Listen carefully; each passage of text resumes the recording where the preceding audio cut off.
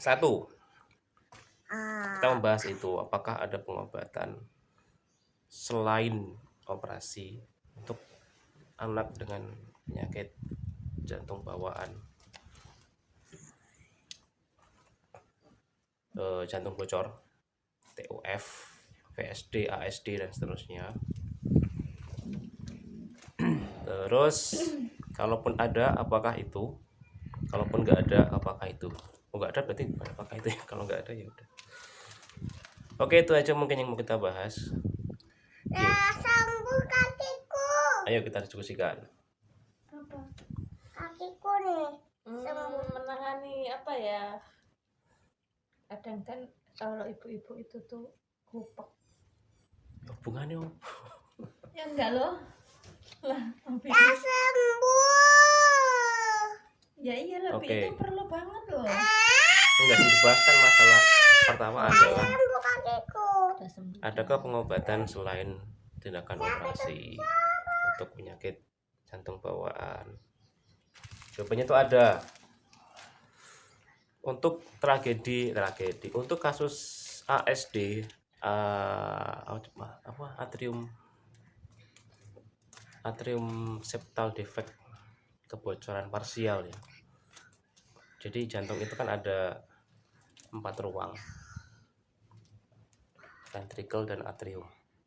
Ventricle kanan, ventricle kiri, atrium kanan, atrium kiri. Itu nanti dokternya jelasin secara rinci seperti apa.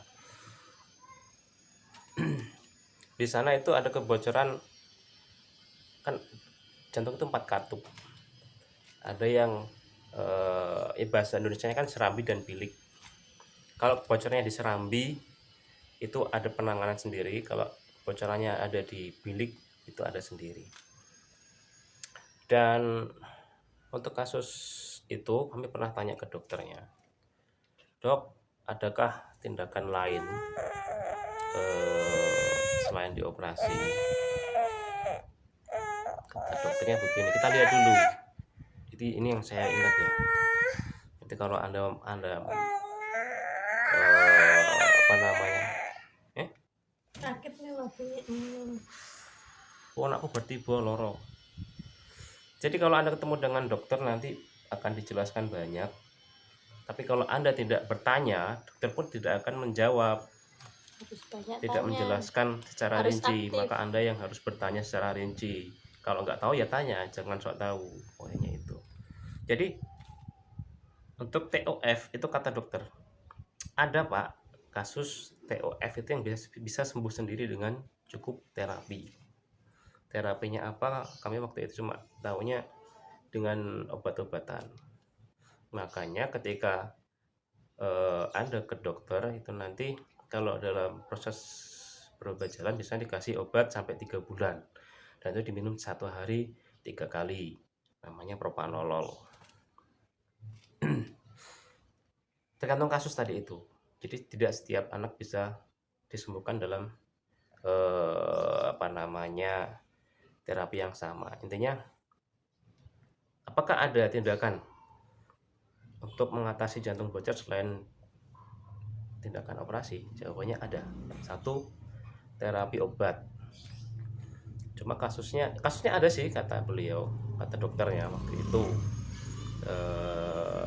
Sempat juga kita ngobrol-ngobrol dengan ini terapi yang lain. Tadi terapi obat ya. Yang kedua terapi herbal. Herbalnya apa? Kami nggak tanya sih. Itu biasanya kalau herbal itu rahasia dari masing-masing peramunya, pemilik ramuannya biasanya itu dirahasiakan. Pernah waktu itu konsultasi ke seorang terapis peracik herbal di area Bekasi. Kalau jenengan mau tahu alamatnya nanti kami kasih, bisa kontak aja. Di area Bekasi beliau menyediakan ramuan obat-obatan herbal untuk anak yang mengalami kasus jantung bocor, dan katanya memang ada beberapa pasien yang datang ke beliau dan diberikan terapi itu dan alhamdulillah Allah sembuhkan. Kemudian masalahnya anak kami itu problemnya lek ngombe obat kira gelem. Jangan obat madu nek ngombe obat ki tidak gelem kalau minum obat tidak mau ya, ini kalau dikasih obat itu disembur ya masuk tapi sedikit, masalahnya kan itu. Tapi kalau anak Anda adalah seorang yang bisa kooperatif untuk minum obat, mungkin bisa dicoba cara itu tuh ya. Dulu dia nyembur obat tiap hari ya. Itu dua. Yang ketiga, kami pernah ngobrol-ngobrol dengan seorang terapis yang sekarang itu terapinya waktu itu cukup populer, tapi kami belum berani untuk mengambil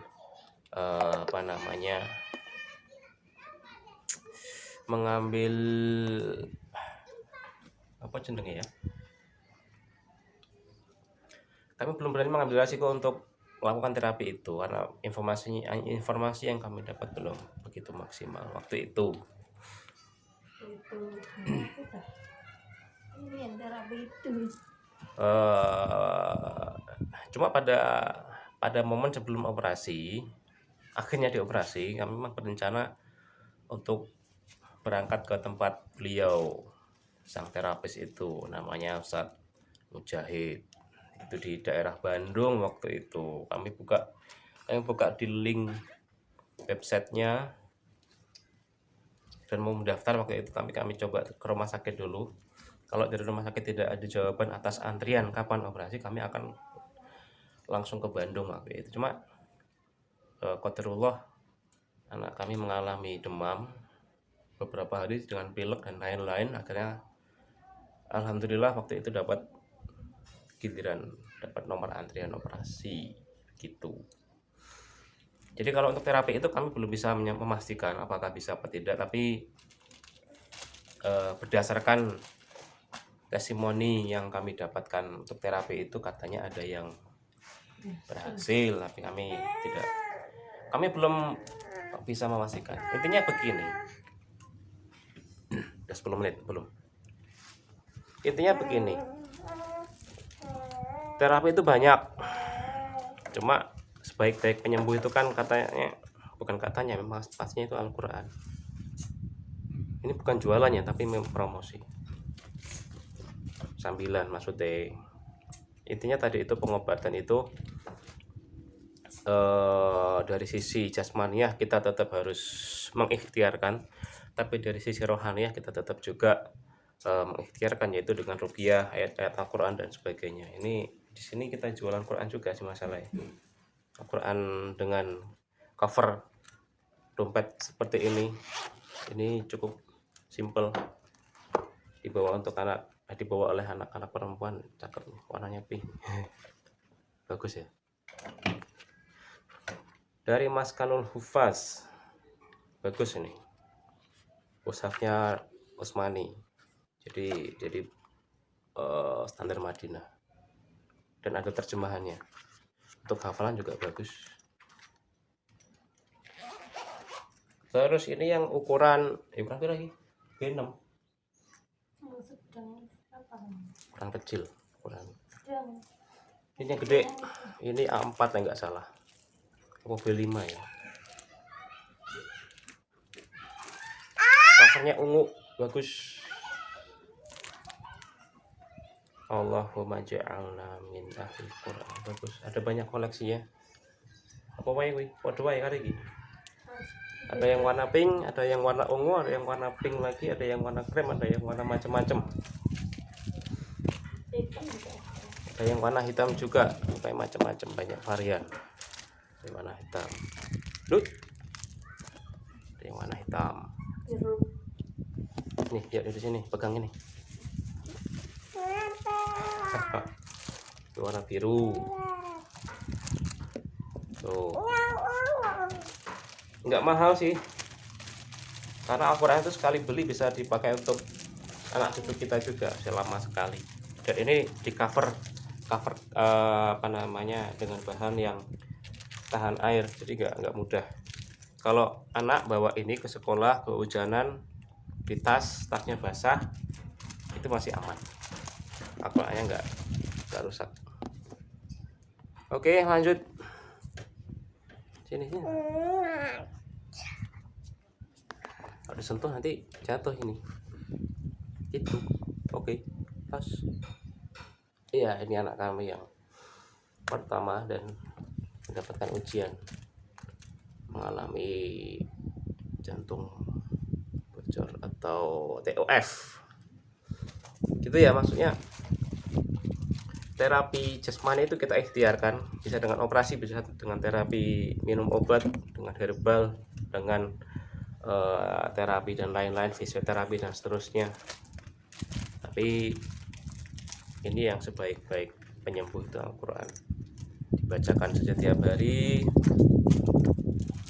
diresapi, insya Allah itu kunci penyembuhan yang utama gitu. Itu ya mungkin ya, buat teman-teman yang mungkin mengalami kondisi yang sama, anaknya mengalami kondisi yang sama dan qadarullah Allah sembuhkan melalui sebuah terapi dan bisa dijelaskan secara ilmiah, mungkin nanti bisa sampaikan di kolom komentar. Kita sharing-sharing saja, maksudnya bagi pengalaman itu ternyata luar biasa. Di rumah sakit harapan kita itu di lantai bawah, di lantai bawah itu ada ruang tunggu katanya. Untuk nunggu yang anak operasi. Ini cerita kene, piye? Ning kono iki kondisine piye? Ya kalau yang untuk ibu-ibu yang ada penginapan untuk khusus yang nunggu anaknya yang lagi di ICU biasa. Apa lo? ICU atau Apa lo? IW. Apa lo? Apa sih? Itu tapi yang khusus anak-anak.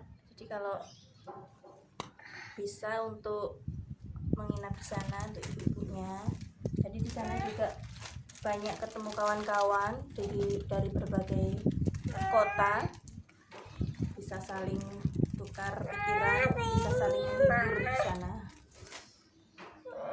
Gitu. Tuh, wis ngono iki. Wis, aku nggak bisa banyak ngomong Untuk kalau- Anda para ibu, karena di sana itu sebaiknya Anda menginap, cari penginapan. Anda menyewa penginapan untuk meletakkan barang-barang bawaan, cari yang sesuai budget. Ada yang 100.000 sehari, ada yang seminggu 700, ada seminggu 800, 900 dan lain-lain. Cari yang sesuai budget saja. Ada yang dekat masjid, itu dari pintu depan rumah sakit. Itu kan rumah sakit ada 2 jejer. Ada rumah sakit harapan kita, sebelahnya rumah sakit Darul Maes, di tengah-tengahnya itu ada gang. Dulu kami memvideokan itu ketika mau pulang. Maksudnya adalah mau tak share. Ini loh kondisi di sini ada rumah sakit berjejer, kemudian di tengahnya ada gang. Ternyata ada satpam yang nyamperin. Dilarang mengambil gambar, ya wes lah. Kami hapus gambar itu. Kami hapus video itu. Intinya begitu. Di gang itu ada banyak kos-kosan di belakang, tepatnya di belakang rumah sakit Darul Maes itu banyak kos-kosan. Dan kalau jalan dari gang itu sekitar setengah kilo, memang jauh. Jalan kaki terus tapi 300 meter lah paling ya. dulu kita nggak pernah naik becak ya. Enggak, 300 meter kira-kira. Jadi sebagaimana tak pesankan sebelumnya, jaga fisik ketika di sana karena jalannya lumayan jauh-jauh.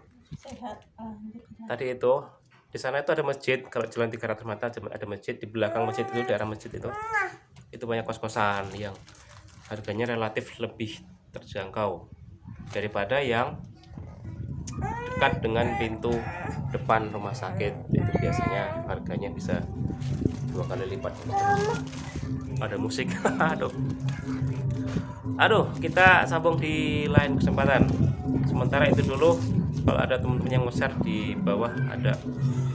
Oh, singkat saja tadi soal ibu-ibu itu ada tempat menunggu anak di bawah, di lantai bawah gedung perawatan. Itu ada satu lokasi, itu tempat kumpulnya ibu-ibu, sehingganya kalau ada perawat yang manggil dari ruang perawatan biasanya akan mempermudah satpam untuk mencari keluarganya itu di daerah situ. Nah, di tempat itulah bisa sharing-sharing pengalaman baik ibu-ibu yang jauh tempatnya, bagaimana perjalanan ke situ dan seterusnya, bahkan sampai detail berapa kali pengobatan dan seterusnya.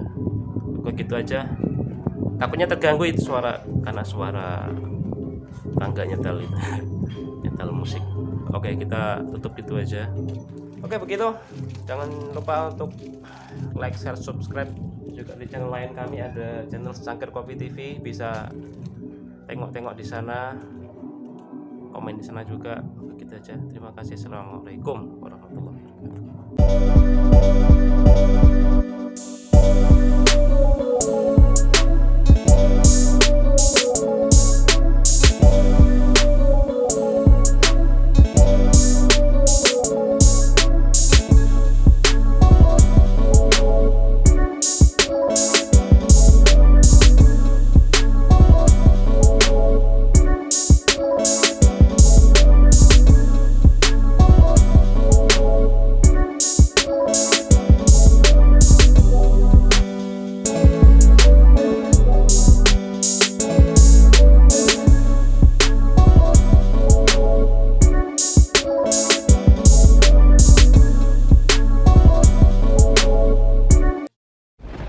لا إله إلا الله محمد رسول الله لا إله إلا الله محمد رسول الله